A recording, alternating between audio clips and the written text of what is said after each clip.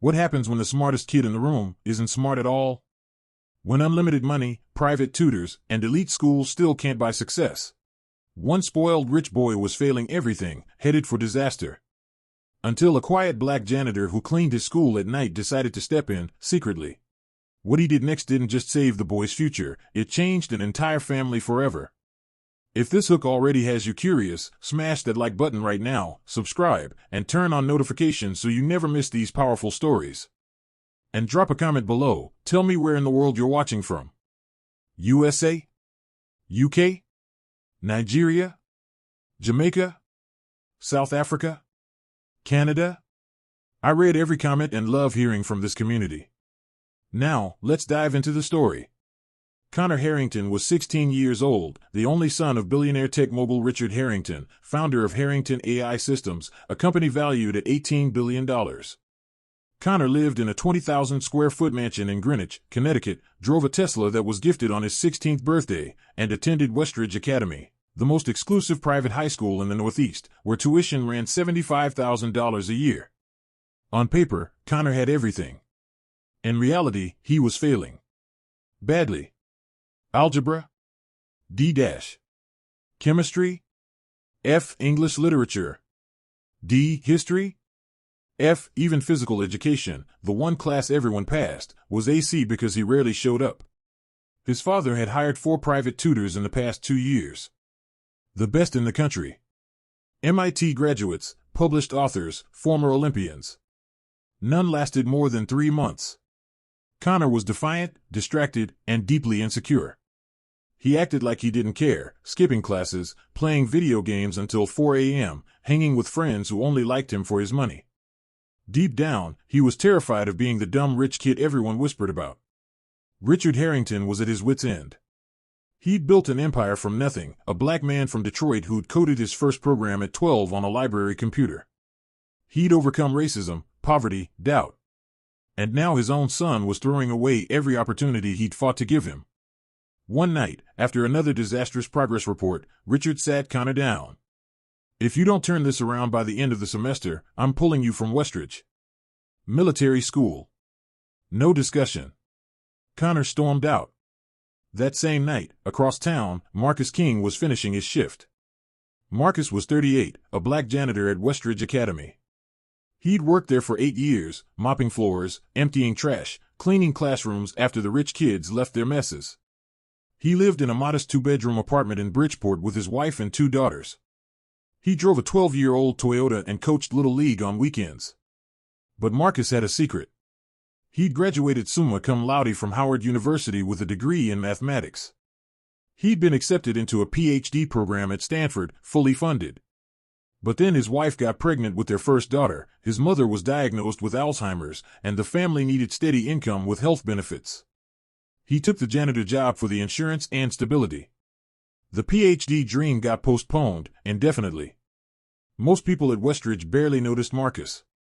He was quiet, kind, always smiling. Students called him Mr. King. Teachers nodded politely. No one knew about his past.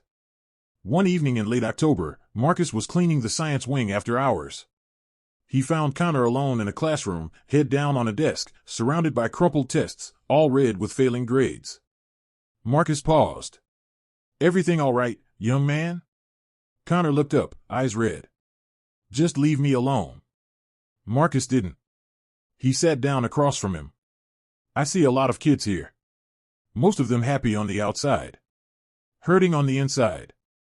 You look like you're carrying something heavy." Connor laughed bitterly. "You wouldn't understand. You clean toilets."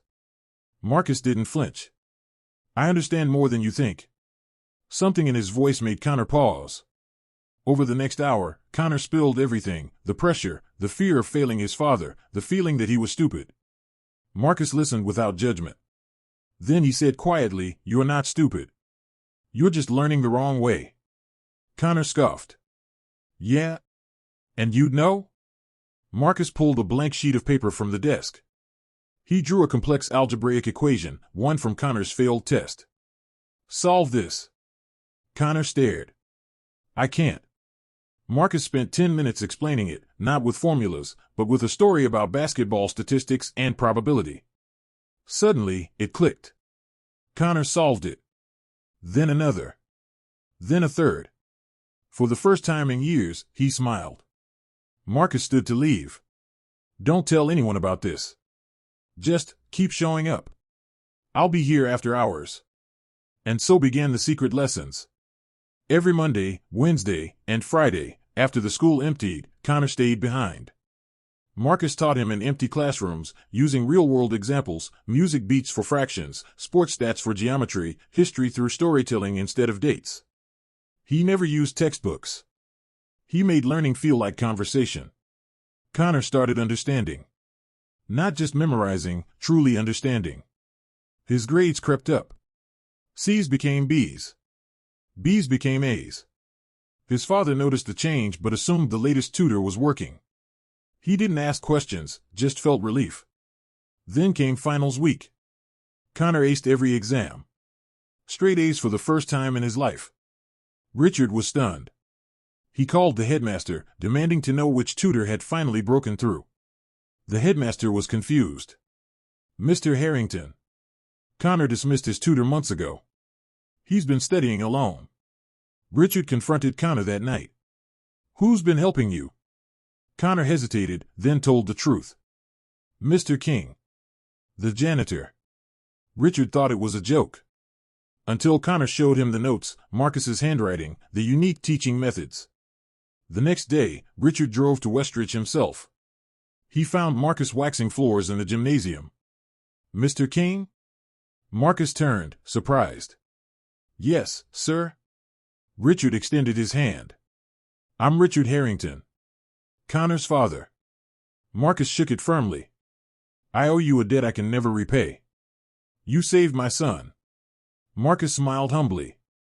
He saved himself. I just showed him the way. Richard wasn't letting it go that easily. He learned Marcus's story, the Howard degree, the Stanford acceptance, the sacrifices.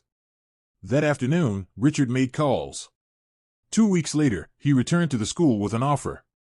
A full-time teaching position at Westridge, math department, starting salary $150,000 plus benefits.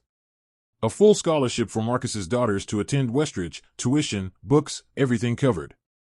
And a personal gift, $500,000 into a trust for Marcus's family. Marcus was speechless. I can't accept all this, he said. You already did, Richard replied. By believing in my son when no one else did. Including me. Marcus accepted, but with one condition. He wanted to start a free after-school tutoring program for low-income kids in Bridgeport. Using the same methods he'd used with Connor. Richard not only agreed, he funded it personally. The King Learning Center opened the next year, serving hundreds of kids who couldn't afford tutors. Connor graduated valedictorian. In his speech, he told the entire story, how a janitor who cleaned his school became the greatest teacher he'd ever had. The audience gave Marcus a standing ovation. Today, Marcus King is head of the math department at Westridge. His daughters thrive there on scholarship. The King Learning Center has expanded to 3 locations. Connor is at Harvard studying computer science, determined to make his father proud in his own way. And Richard Harrington tells every new hire at his company the same thing. Never judge someone by their job title. The person mopping the floor might be the one who changes your life. Because sometimes, the greatest teachers aren't in the classrooms. They're the ones cleaning them after everyone else has gone home. Marcus King didn't just tutor a failing billionaire's son secretly. He reminded all of us that knowledge isn't owned by degrees or wealth. It belongs to those willing to share it, quietly, kindly, and without expecting anything in return. What did you think of Marcus and Connor's story? Would you have done what Marcus did? Let me know in the comments, and don't forget to tell me where you're watching from right now. Like, subscribe, share with someone who needs this reminder, and I'll see you in the next one.